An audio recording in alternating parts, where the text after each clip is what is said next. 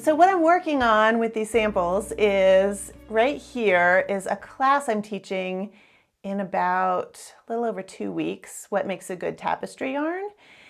It's a course, and it is, like my other courses, but it is focused on there'll be a live portion on the 24th of September. So you can't make the live portion, it'll all be recorded, and this is one of those courses I've gone a bit overboard on, so there's a lot of resources in the class and about different tapestry yarns. But my main goal of the class is to teach you how to evaluate a tapestry yarn for yourself.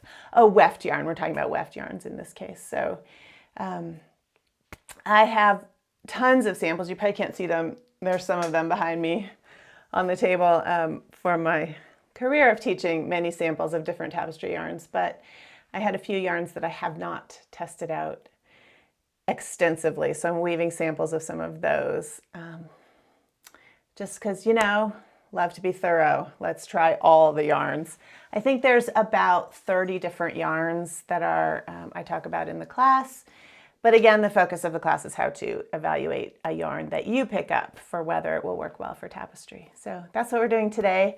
I'm going to be looking at this yarn today. This is a new yarn for me. I have been chatting with some students in Canada over the years, and of course the exchange rate goes up and down, but between the US dollar and the Canadian dollar, not always great for Canadians. And so ordering yarn from the States, or I suppose other places, but a lot of the tapestry yarns I talk about, I, of course, order in the States because I live in the States. If you're in Canada, sometimes financially that's not a great option. So what yarns are there in Canada? This is a yarn that I am so far liking a lot. I'll talk about more of it when I show you weaving. It's Quebecois, which is a yarn that quite a few tapestry weavers in Canada use, I think. It's made in Canada. I actually got this from Schoolhouse Press in the United States. That's Meg Swanson's business in Wisconsin. I think that business was started by Elizabeth Zimmerman. So if you know anything about that knitting world, she's a very famous teacher. Anyway, they sell this yarn if you're in the States, Schoolhouse Press.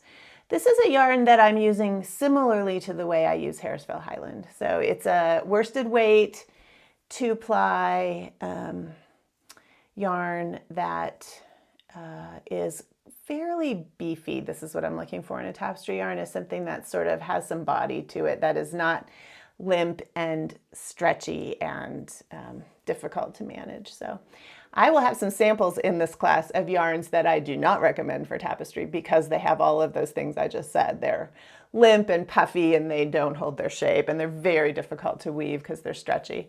This is not one of those yarns. I actually like it so far. So anyway, if you're interested in that class, it is, if you go to my website, which is tapestryweaving.com, look under online learning, and then it says live workshops, and you'll see that that's the next live workshop. However, it is a class that's going to be a really great reference for the future. So if you're interested in different tapestry yarns and learning, I should really emphasize, the point is to learn how to evaluate your own yarns. So if you live in India or somewhere where it's just really hard to find wool or other, the kind of yarns I talk about, you can learn to, if you can find yarn, you can evaluate it yourself and figure out if it's going to work or not. Yeah, Michelle says she's excited for the yarn workshop. Thanks, Michelle. I'm glad you can join. Oh, Harold, that's great to know. Harold is Canadian and says he uses Quebecois and it dyes really well. And that's one thing I haven't tried yet is dyeing it. That's another one of my criteria for those of you who like to dye your own yarns. So I did buy some of their yarn in natural, thinking that I would try to dye it at some point, but it won't be dyed before this class, I don't think. Anyway, this has been a good option. I have a couple more I'll talk about in the class. I have at least one other Canadian yarn that I will talk about in the workshop, which I have not woven the sample for yet, so I'm excited about that. That other Canadian yarn is one I'm going to use as my teaching example in the class. So Anyway, let me show you my other camera and we'll just weave some of this. I'm using a Lanny loom. This is the 8-inch Murex that works great. I have stuck the Shasta combs on here because for these samples I wanted to just whack the warp on as quick as possible and then be able to cut each one off as I went along so that I could get the samples and evaluate them as I went. So that's why I chose to use the Shasta combs. In general, I don't use the combs much because I like to be able to advance the warp around the loom so that the fell line is near the bottom. But in this case, I'm weaving just little samples that are about this size. They're like 5 inches square, so it's fine to keep the weaving here at the bottom of the loom with the Shasta combs. So one thing about this yarn is it's a little bit thick and thin, similarly to the Harrisville yarn also has some of that same like thick and thin. There are areas that are not quite spun the same.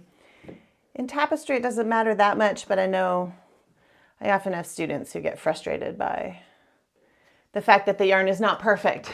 It is yarn. So I think we don't notice it as much in thinner yarns that we bundle. If things are not just quite exactly even. Here you can even see it right here. This is thinner and this is a little bit thicker. I haven't noticed that it makes a difference in the weaving. I think this, I'll have to see when I take it off, but I really like the surface of this tapestry. I think it's weaving up really nicely. It's slightly fuzzy. I really think so far I'm really pleased. I think it's a really good option for tapestry. So this is not going to be the most thrilling day of weaving, I quite realize, but hopefully it's interesting to hear a little bit about how to look at a tapestry yarn.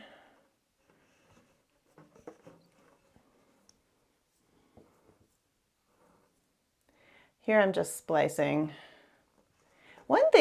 One advantage of the Shasta combs, honestly, is that I can do this. I can get my hand behind the loom and I can also flip the loom around and look at the other side because it's just a one-sided, there's not another row of warp behind there.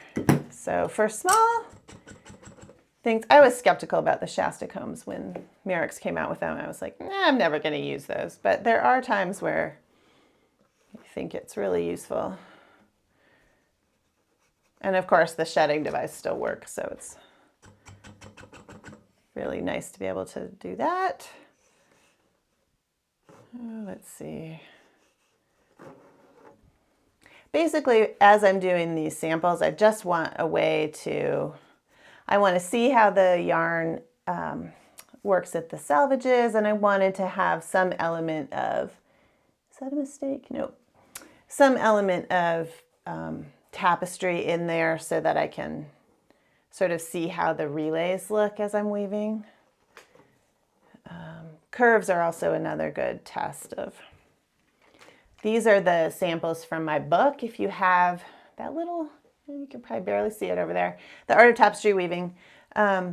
These were the samples I wove for that book, and I deliberately put in some curved shapes so that you could see, you know, how different yarns look. This one is Weaver's Bazaar versus this one's Harrisville Highland. So there's a significant difference just in how the forms look. Part of that is because I'm using a different color here. This doesn't stand out as much because I didn't have a bright yellow in the Harrisville, but yeah, the look of the weaving is very different. So materials matter is my takeaway there. Yeah, great question, Paula. Paula asked, the Shasta combs are usually ADPI. Yeah, I think the Shasta combs are all ADPI. Do you recommend that set for this and other worsted weight yarns? Yes. I teach most beginners, I highly recommend that you start Tapestry at 8 EPI. It's a set that you can get some detail, but it's not so difficult. If you start getting narrower sets, like, oh, right here's where I want to add that other color. The closer your warps get together, the more difficult the weaving is. And so if you're a beginner, it's really helpful to start at 8 EPI. You can start at a wider set, but if you only have 6 warps per inch, for example, you can't get as much detail. And so if you're trying to make little forms, it can be kind of frustrating. See if this piece of yarn is long enough. So yes, for worsted weight yarn, I usually use, and worsted is a term that's often misunderstood. It's used differently in spinning than it's used in knitting. Worsted weight yarn is a knitting term. It's a yarn that's, I don't know exactly what the yards per pound. Harrisville is 900 yards per pound. I think this one is also 900 yards per pound. It's sort of a ballpark way to measure the size of a yarn. So yes, I would say 8 EPI for worsted weight yarns is great. I have woven Harrisville at 10 EPI, and it works if you're very careful and you have a really good tapestry loom. So a loom with really good tension. All of my large, the first pieces I did, like Emergence 5 and Emergence, probably 1, 2, 3, 4, and 5, all used Harrisville Highland, and set at 10 ends per inch. So it is possible to weave it at 10 ends per inch. You just have to be really careful with your weft tension.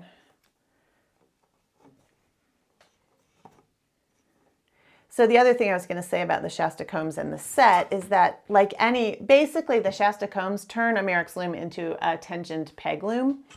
And you can warp peg looms at other sets. Just because there's 8 EPI here or 16 or 4 doesn't mean you can't change the set. You just have to be creative with the warping. I teach you how to do that in a couple of my online classes. Okay, so now I want to go back to this white, and I'm just jumping up here. I'll even turn this around, and you can, since we have the Shasta combs, you can see I did it right here. I just floated this white over the gray. I'm going to do it again right there. I'm just going to float this up here.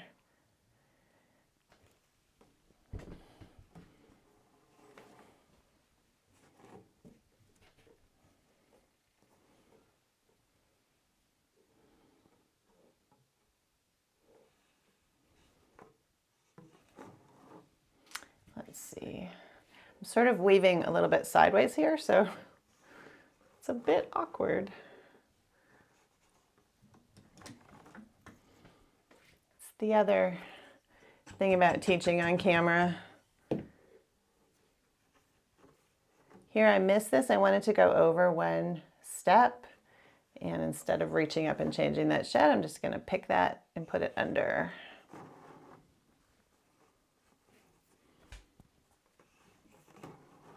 Obviously, doing that, you can cause yourself troubles too. If you're actually not getting your sheds right, you can create floats and stuff by doing that if it's not the right shed, but I just didn't bring it over quite far enough. So yeah, so far I really like this yarn. I think it's a really great option.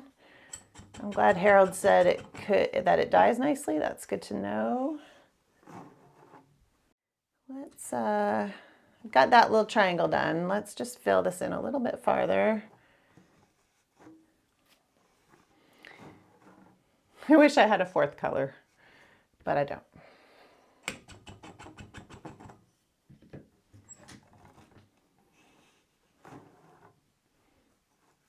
So instead I will change the rhythm of the stripes. I did not actually plan out this sample very well in terms of the design, but I think, let's see, let's put another stripe in a little bit closer than those two are. Stripes are a great way to play with rhythm.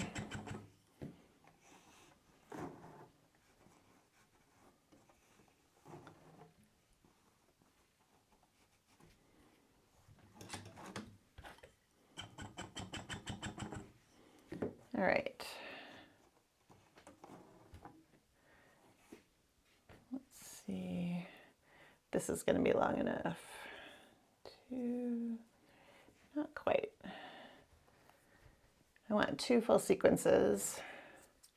And I want to start it in the middle to avoid some tails.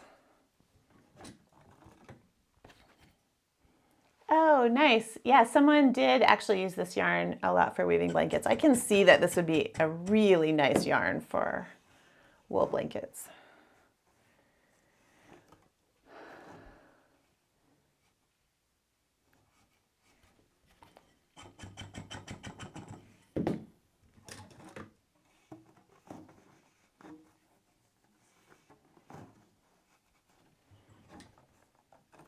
This little tail, this is just the way, you know, obviously this is coming out the front, but I want that wrap on there, so I will needle this down in the back to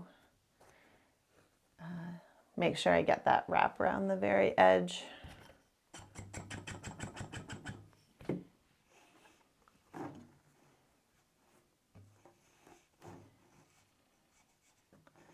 You can really cause trouble. This is one of the biggest things I see with people with weft tension or with warp spacing in beginning classes, is that this is something I do all the time too, is I'm managing this selvage thing and I pinch like this.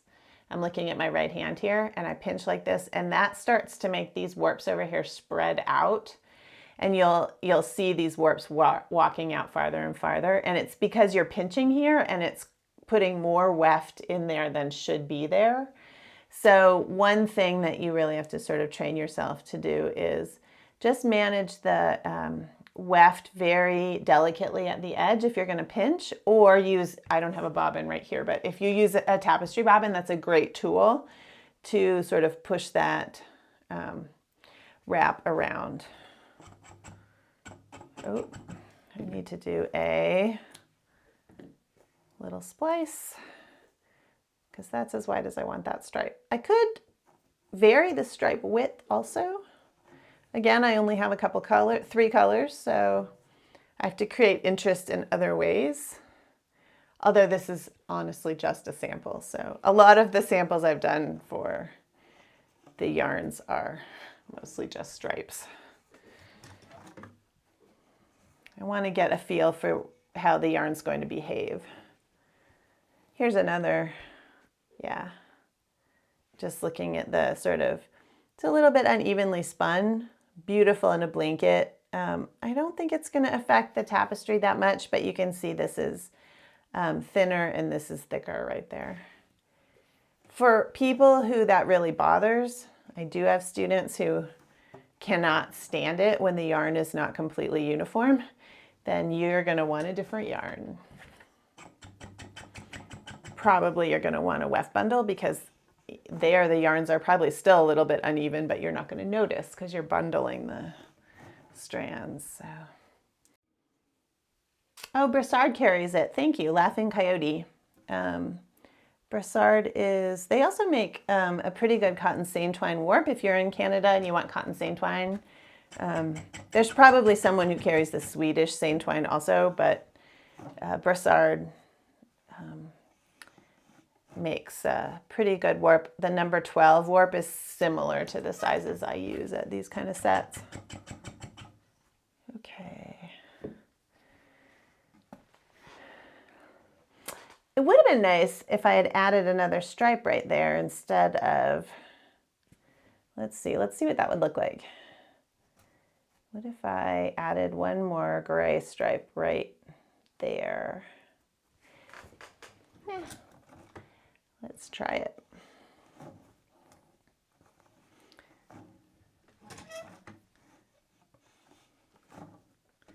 Unweaving does happen.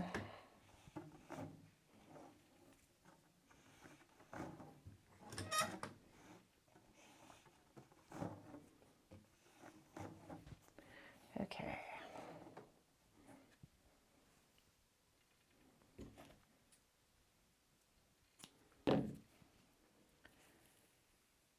Oh, Naya, I am working on samples for this yarn. Well, if I point, you can't see it. Top left corner of the screen. I'm doing a yarn class in a couple weeks online. That's what makes a good tapestry yarn. It's a class that is focused on teaching you how to evaluate tapestry yarns, but it also contains a huge resource. I think there's about 30 yarns in it, of the yarns that I've used and some data about them and what I think about them. And so just adding a few that people have recommended to me in the last few years that I hadn't done samples for yet. Okay. See, it's really a big habit to do that where you pinch the edge. And this is even, you probably can't see that. I feel like it's walking out just a tiny bit. I don't have a ruler right here, so I don't know. All right, I think that's gonna be kind of cool.